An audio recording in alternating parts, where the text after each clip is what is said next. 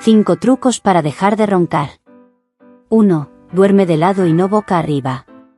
2. Evita el alcohol y el tabaco.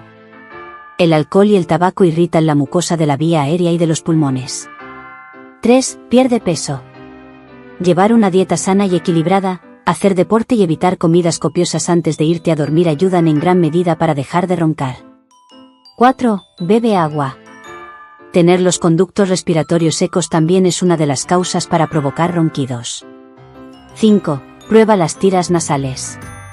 Las tiras nasales se venden en las farmacias y son unas tiras que se pegan en la parte externa de la nariz y la mantienen abierta mientras duermes. Si te gustan estos tips en un minuto, suscríbete.